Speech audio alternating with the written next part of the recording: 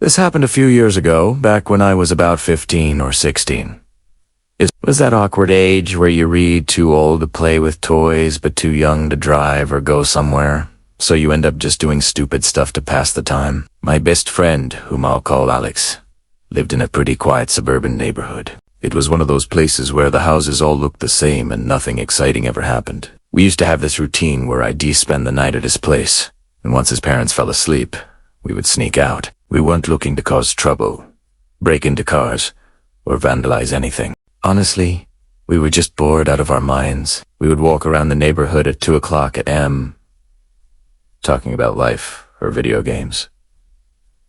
The only game we played was hiding from cars. If we saw a headlight sweeping across the trees in the distance, we'd dive behind a bush or a parked car and wait for them to pass. It gave us a small adrenaline rush, thinking the cops or a neighbor might see us. On this particular night, the air was warm and heavy. It was late summer, so school was starting back up soon, and we were trying to make the most of our freedom. After walking our usual loop twice, we were bored again. That's when Alex brought up the homeless camp. To give you some context, there was a set of active railroad tracks that ran behind the neighborhood, separated by a thin patch of woods. Down the tracks, maybe a mile or so, there was a denser patch of forests where people sometimes camped out. We knew about it because we'd seen the worn-down trail leading into the brush during the day. Now, usually 2 teenagers walking into a homeless camp in the middle of the night is a terrible idea.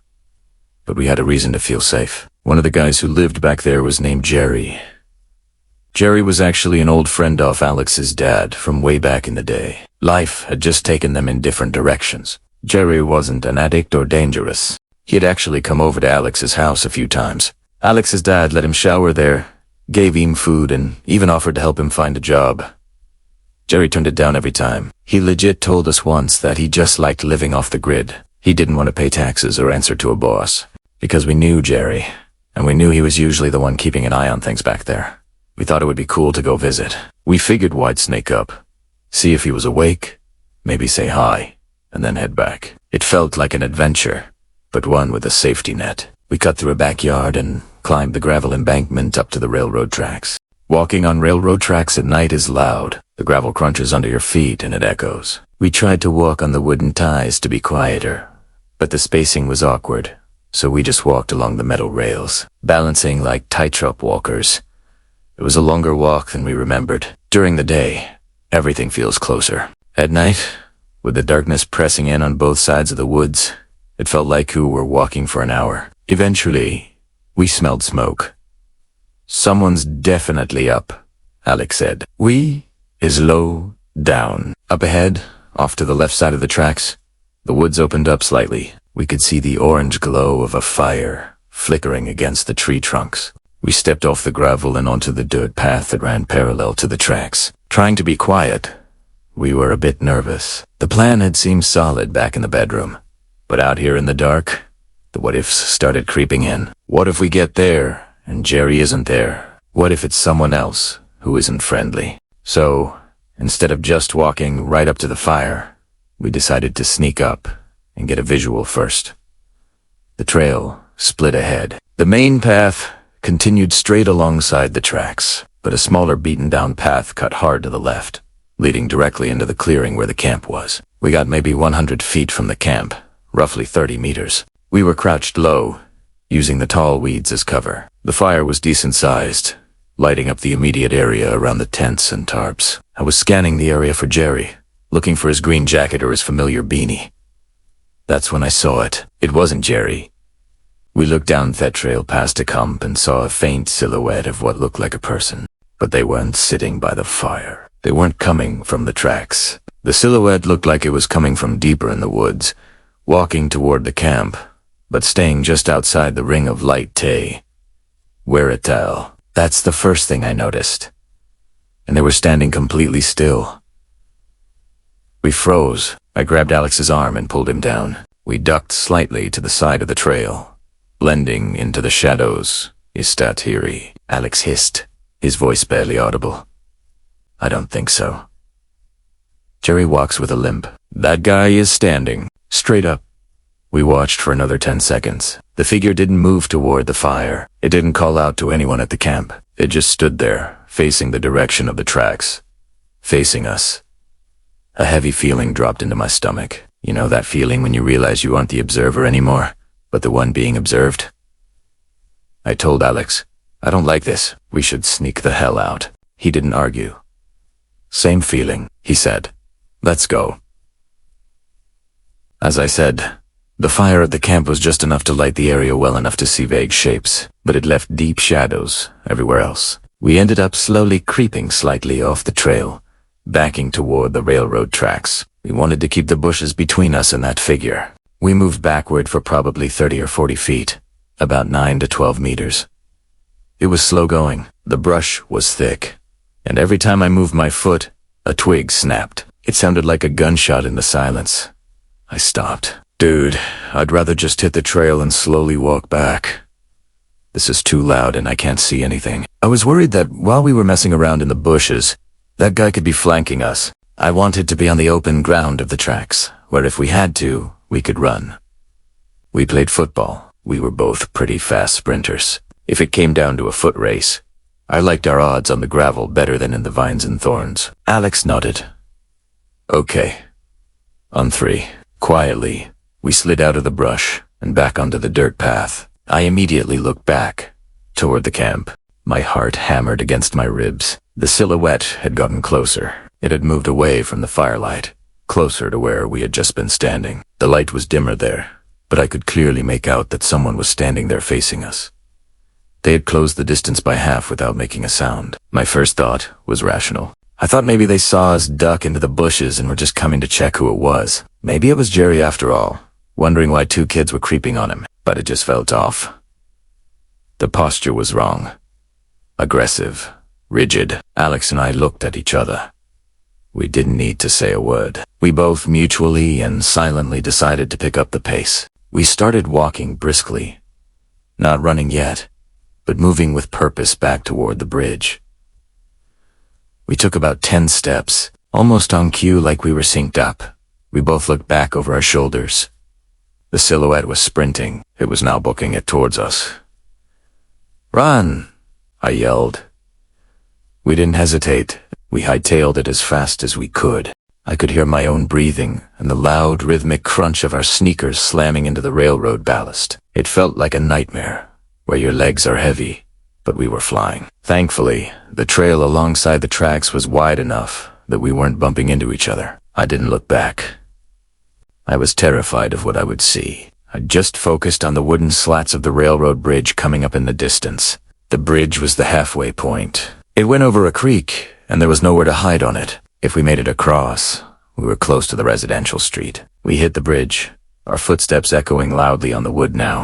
I felt like I was going to throw up from the exertion and the fear, but I didn't slow down until we were fully on the other side. I grabbed the railing of the bridge, spinning around, gasping for air. Did we lose him? I choked out. I looked back past the bridge, staring into the darkness of the trail we had just come from. Nothing. I didn't see anyone.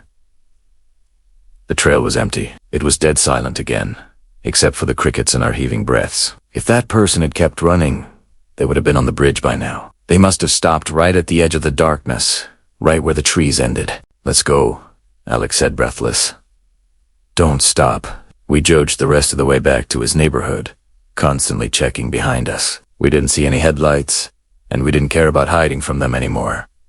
We just wanted to be inside. We got back to his house pretty fast, climbed back through the window, and locked Italiano. We sat on the floor of his room for an hour, just listening, waiting to hear a tap on the glass or sirens, but nothing happened.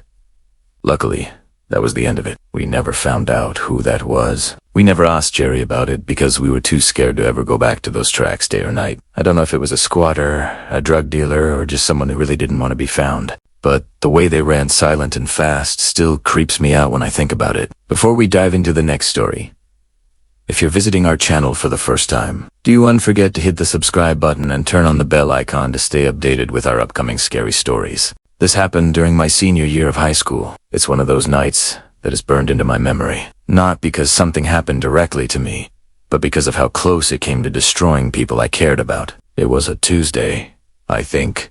A completely random weeknight. I was already in bed, probably around 11:30 p.m., just scrolling through my phone when my best friend called me. Let's call him Ryan. Ryan and I have been best friends since middle school.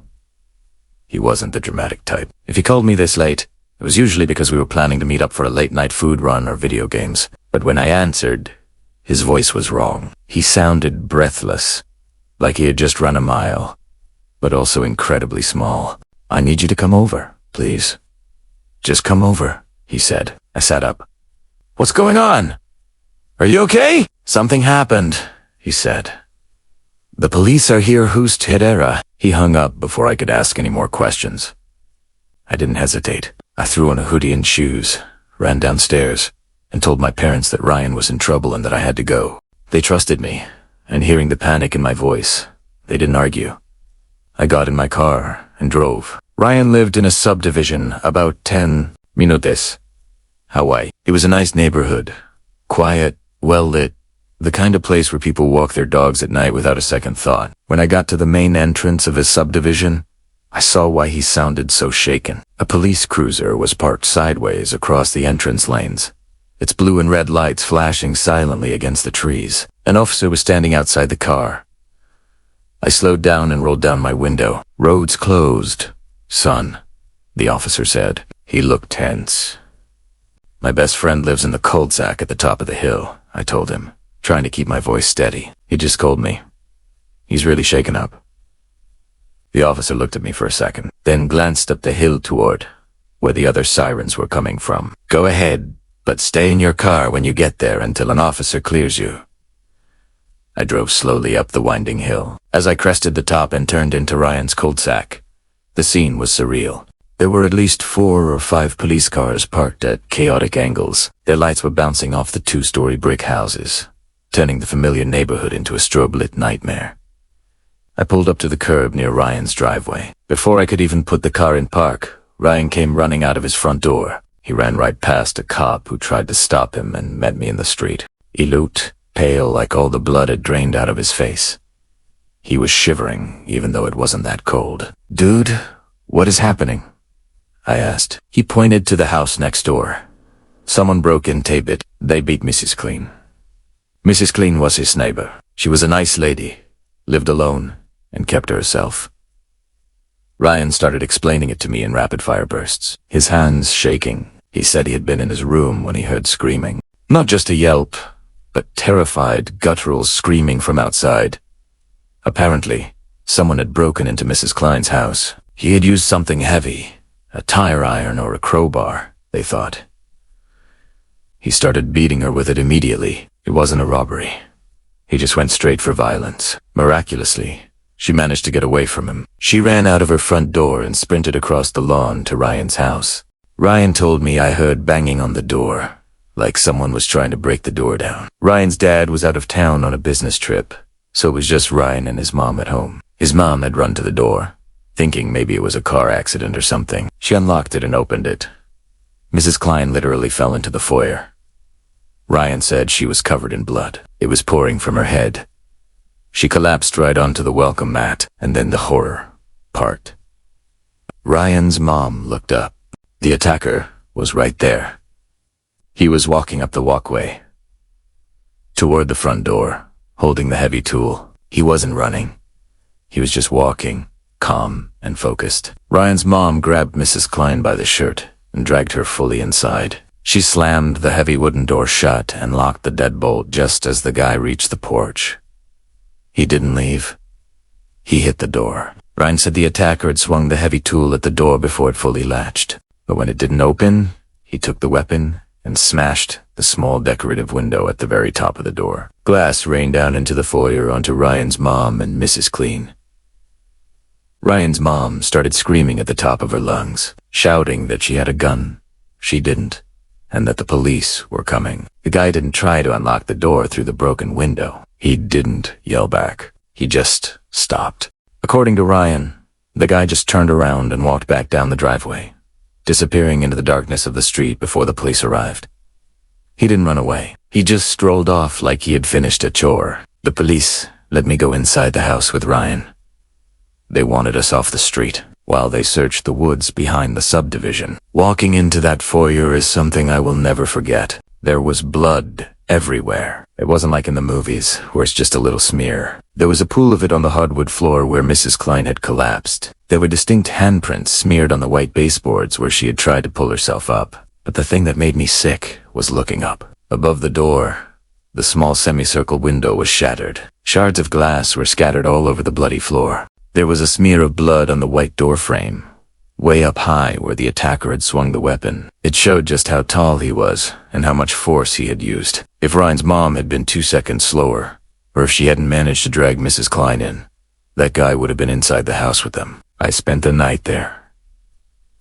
Now that all of us slept, we sat in the living room with the lights on, listening to the police radio's chatter outside. Every time the wind blew a branch against the siding, we both jumped. There were 2 cop cars stationed in front of the house all night, but it didn't feel safe. It felt like the walls were made of paper. Mrs. Klein survived. She had to have her scalp stapled shut and had a lot of defensive bruises, but she lived. She never went back to that house, though she put it up for sale a week later and moved out of state. The scariest part, they never caught the guy. No DNA didn't belong to the victim. No fingerprints on the door because he was wearing gloves. No security cameras in the cul-de-sac picked up a clear image of his face. Just a dark figure in a hoodie. It was completely random. The police said he probably just picked a house, broke in, and when his plan was interrupted, he walked away to avoid getting caught.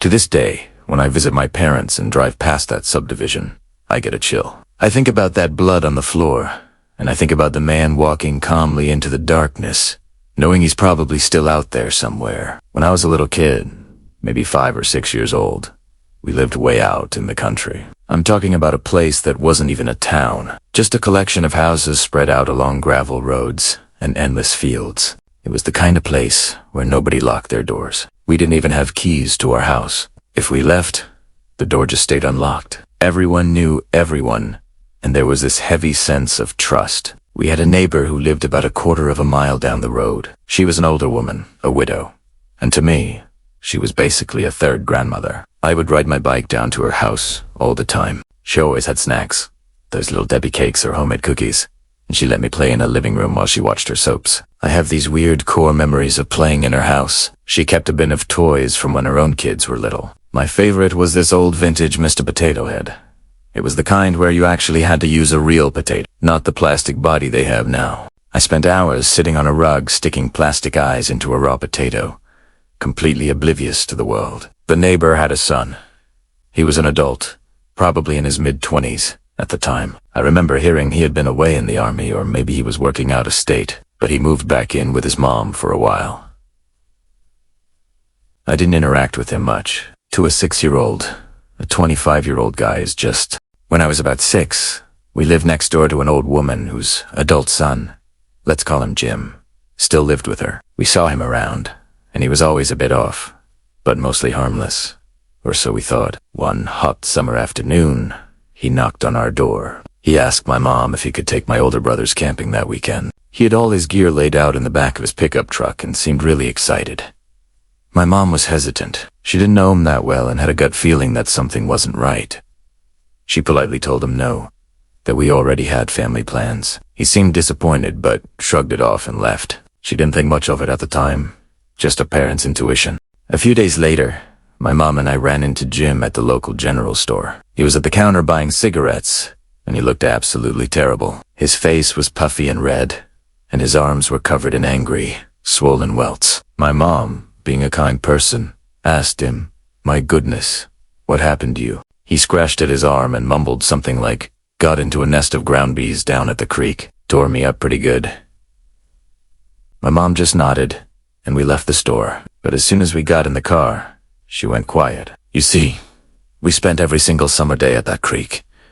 We knew every inch of it. The banks were mostly clay and rock. Ground bees were incredibly rare there. And even if they were, for a grown man to get stung dozens and dozens of times, he would have had to be doing something really strange, like rolling around in the brush or running through thickets where people don't normally walk. It just didn't sit right with her. The bee stings didn't make any sense for a casual walk by the water. 2 days later, the news broke. It was all over the local TV station. A family of 3, a mom, a dad, and their young son had been found murdered at a campsite about 10 miles from our house. They were camping in a secluded area, way off the main trails. People in our small town were in total shock. Murders just didn't happen here. Maybe a theft or a fight once in a blue moon, but never a triple homicide. Everyone was terrified. For the first time in their lives, people actually started locking their doors. My mom sat at the kitchen table watching the news report, and I saw her face go completely pale. She was thinking about the bee stings. She was thinking about how Jim had asked to take my brothers camping the very same weekend this family was killed. She remembered that the area where the bodies were found wasn't near the clean, rocky creek he claimed to be at. It was deep in the woods, the kind of heavy, overgrown brush where ground bees actually live. If you were chasing someone through that brush, or if you were hiding in it, you would definitely disturb a nest. She called the police. I remember being sent to my room to play while 2 detectives sat in our living room. They were big serious men in suits who looked so out of place in our little farmhouse. My mom told them everything. The weird feelings she had. They offered to take the boys camping, and the bee stings. That didn't match his story about the creek. The detectives listened intently. Then one of them told her, "You aren't the only one who called about him." Apparently, they brought Jim in for questioning. They searched his truck and found some items that made them highly suspicious. I think I heard later there was a specific type of knife or rope involved. But back then, DNA testing wasn't what it is today, and the bee stings, while deeply suspicious, weren't proof of murder. To make matters worse, he had an alibi from his mom, who swore he was home for part of the night. Probably just a mother trying to protect her son. No matter what, they couldn't pin it on him. There just wasn't enough hard evidence to arrest him for the murders, and the case went cold. The neighbor's son, Jim, moved away a few months later. Life kinda went back to normal, though my mom never, ever let us go down to the neighbor's house alone again. The nice old lady passed away a few years after that. Fast forward about 5 years. I was a preteen by then, and one evening, we saw a news flash come across the TV screen. It was him. He had been arrested in a different state. A woman had run out of gas on a lonely highway, and he had pulled over in his truck, offering to give her a ride to the gas station. Once she was in the truck, he attacked her. He tried to abduct her and, likely, kill her. But this woman was a fighter. She managed to unlock the door and throw herself out of the moving truck. She survived and flagged down another car for help. He went to prison for abduction and attempted murder. As far as I know, he's still there to this day. After the news of his arrest came out, the old detective who had visited our house all those years ago called my mom. He told her, off the record, that they always knew it was him who killed that family. The patterns matched. The violence matched. They just never got the smoking gun they needed to close the case. It chills me to the bone when I think about it now. I played with his childhood toys. I sat in his living room, and the scariest part isn't even the bee stings or the murders. It's that one split-second decision my mom made. That gut feeling she had. If she had said yes that afternoon, if she had let my brothers go camping with him, I don't think I would have brothers today. Thanks for listening. Don't forget to subscribe for more true stories.